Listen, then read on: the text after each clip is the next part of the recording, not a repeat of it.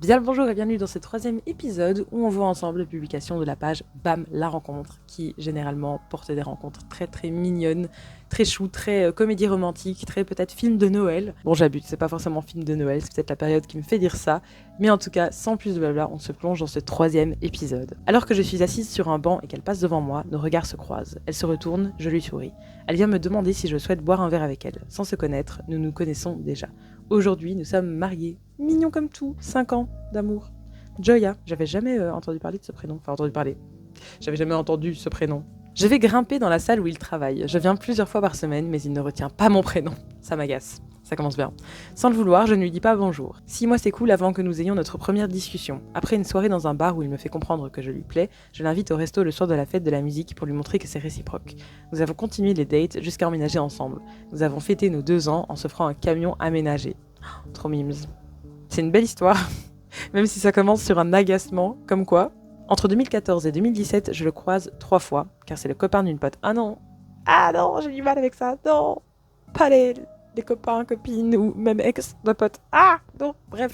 Après leur rupture, il prend une année pour faire le tour du monde à vélo. À son retour en France, alors qu'il est en pleine reconversion professionnelle, le destin nous place côte à côte lors d'un spectacle d'une amie en commun. Depuis cette soirée, nous ne nous sommes plus quittés. Inspiré par son esprit d'aventure, j'ai même rejoint ses périples cyclistes. Ensemble, nous avons parcouru la France et poussé jusqu'en Suisse lors de nos dernières vacances. Bon bah, Chat et Toto. C'est rigolo ça. J'imagine que ça c'est un vrai prénom. En tout cas, encore une fois, si c'est le cas, j'ai jamais entendu parler de ce prénom. Enfin, entendu parler. Pourquoi je dis ça ? Jamais entendu ce prénom. En tout cas, je suis contente pour eux. Mais c'est vrai que le début m'a fait tiquer, je suis en mode ah non. Mais bon, memes quand même. C'est toujours memes dans la finalité. Je crois qu'il n'y aura pas d'histoire pas memes sur cette page. Fin septembre 2018, cela faisait 1 mois que j'étais arrivée à l'université. 1 mois à être seule, je n'arrivais pas à créer de lien avec les gens de ma classe. Oh non, Bichette ou Bichon, je ne sais pas. J'étais arrivée au stade où je ne venais que pour les cours et je repartis directement pour me terrer dans mon logement d'étudiant. No. Puis pour une soirée d'intégration à laquelle j'ai tenté de participer, je m'étais maquillée et j'avais mis du vernis à ongles rouges. Je sais pas pourquoi j'étais en buggée sur vernis à ongles. J'ai pas mes lunettes, je devrais mettre mes lunettes. Mais bon, ça fait des reflets de lumière. Bref, je m'égare, on continue l'histoire. Le lendemain de cette soirée, je demande un peu fatiguée à une fille au fond de la salle si je peux m'asseoir à côté d'elle. Elle accepte et commence à me complimenter sur ce fameux vernis. Ça a ouvert la discussion. Depuis, on n'a pas cessé de discuter puisqu'elle est l'une de mes meilleures amies et je viens d'être une tata pour son fils. Oh, c'est très mignon. Les histoires d'amitié, c'est trop mimes. Il devrait y avoir une page dédiée pour les histoires d'amitié, mais en fait, cette page fait très bien histoire d'amour et d'amitié. L'un n'exclut pas l'autre, bien sûr. Serveuse dans un restaurant, il vient y manger tous les midis avec son équipe. Ils sont sur un chantier grand déplacement. Je sors d'une histoire très compliquée, mais ma collègue me pousse à lui donner mon numéro. Ce jour-là, lui aussi a noté son numéro sur sa serviette. On s'écrit, puis on se voit. Et c'est trop drôle, le coup de on se donne tous les deux le numéro. Incroyable. Plus de 200 km nous séparent, mais nous faisons les trajets tous les week-ends pour se voir. Waouh! Après 8 mois de relation à distance, on signe le bail de notre appartement, sachant pertinemment que c'est le premier bail qu'on signe à 2, mais certainement pas le dernier. Trop mimes! 9 mois d'amour. Waouh, histoire récente de fou, mais waouh! Ça va vite, je veux dire. Mais après, ouais, j'avoue, la distance, et si de toute façon vous voyez tous les week-ends, ma foi, mais trop mimes. Et puis parfois, when you know, you know. Hein. On se croise sur une appli de rencontre début 2022, mais on ne se rencontrera jamais, car je me lance dans une histoire qui durera 15 mois avec un autre garçon.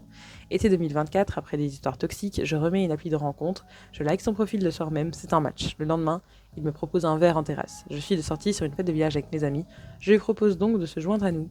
Non seulement il est venu, mais il est aussi resté. On s'est couché à 7 heures après avoir descendu plusieurs bières et passé une partie de la nuit à faire connaissance. Depuis, nous vivons une magnifique histoire d'amour et nous formons la plus belle des équipes. On s'est enfin trouvés. 2 mois. Mimes. Ah, les fêtes de village. Un dimanche, alors que je fais une brocante avec ma fille, je reçois un message privé via les réseaux sociaux d'un certain Steven, qui se rappelle être parti en colonie avec moi 30 ans plus tôt. Incroyable.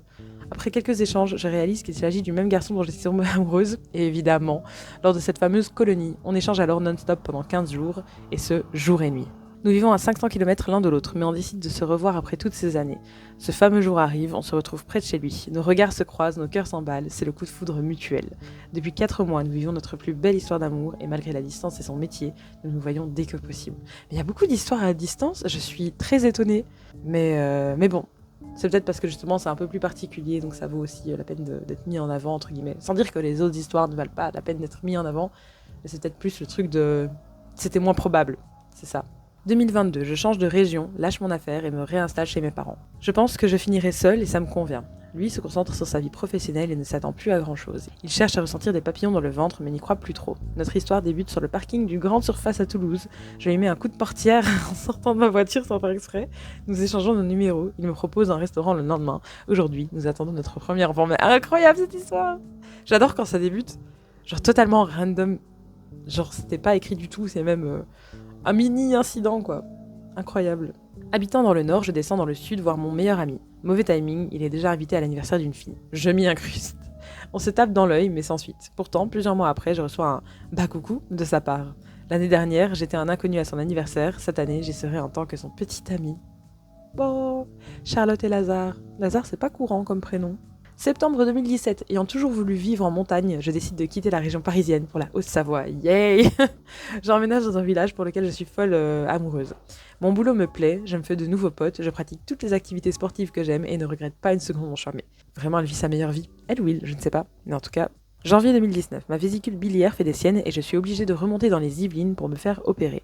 Malgré la déprime de ne pouvoir rien faire, mes amis viennent me rendre visite, dont mon meilleur ami qui, un soir, me propose d'aller manger une crêpe avec ses amis d'enfance. Je saute sur l'occasion, il m'y rend. C'est là que je le rencontre. Au premier abord, et malgré que je le trouve très beau, je le prends pour un gros kéké. On ne se parle pas de la soirée. Je finis par le revoir 2 fois, mais nous ne parlons toujours pas. Au bout de la 3e, nous finissons par nous parler. Je ravale mes préjugés et je le trouve vraiment sympa, mais ça n'ira pas plus loin. Je retourne à ma vie de montagnarde et durant l'été, je me souviens que son anniversaire tombe en juillet. Je lui envoie un joyeux anniversaire et bonne continuation. Il me répond, je lui réponds. On s'enverra des messages tout l'été avant de se revoir pour une journée en tête-à-tête le 1er septembre. Nous commençons à sortir ensemble. Une relation à distance, puis un emménagement en plein Covid. Oh my god. 5 ans plus tard, nous sommes mariés et les parents d'un bébé de 7 mois. Incroyable! Comme quoi parfois il faut dépasser les préjugés. Et tant mieux pour l'emménagement pendant le Covid. Sinon c'était séparation peut-être pendant le Covid. 2023, je suis dans une période de ma vie assez compliquée. Énième séparation, je perds mon appart et je quitte mon CDI. Waouh, ok, la totale.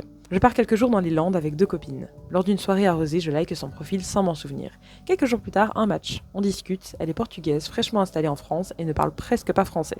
Je ne parle ni portugais, ni anglais. On s'aide de traducteurs pour échanger et pendant de longues semaines, je repousse la rencontre, par peur. Je finis par revenir dans les Landes et lui donne rendez-vous sur une plage d'Ossegor. Coup de foudre face au coucher de soleil, mais allez quoi, évidemment. Évidemment.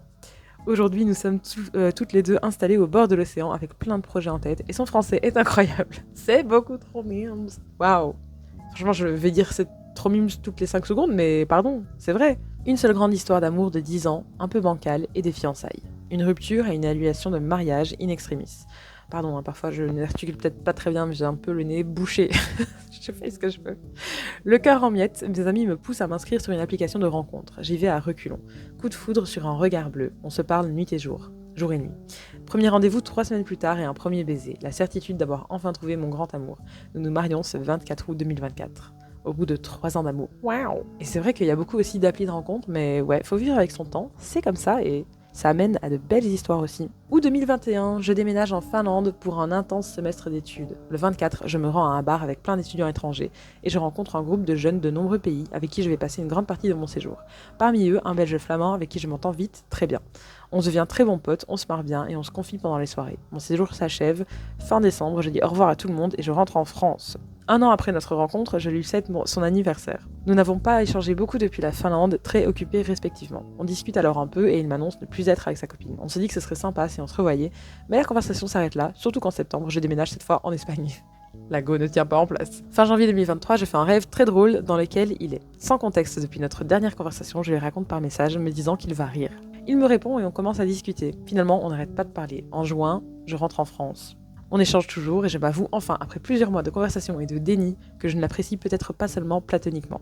Après une période estivale chargée, on finit par s'organiser et on arrive à se retrouver à Paris le 25 août 2023, soit presque exactement 2 ans après notre première rencontre.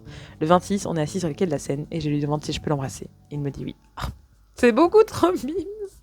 Oh waouh! Il y a une belle histoire de consentement aussi, ça on aime beaucoup, on apprécie. Bravo. Sophie et Yann. Je mets en vente une moto sur un célèbre site d'occasion. Un jeune homme fait une centaine de kilomètres pour venir la voir. Nous discutons longuement, il achète la moto et repart. Sans suite, aucune. 3 ans plus tard. Incroyable. Je déménage dans une grande ville pour mes études. Je croise par le plus grand des hasards ce même homme qui vit là. Nous nous souvenons l'un de l'autre. Nous sommes ensemble depuis 10 ans et je suis enceinte de notre 4e enfant. Waouh! Ça c'est trop dingue.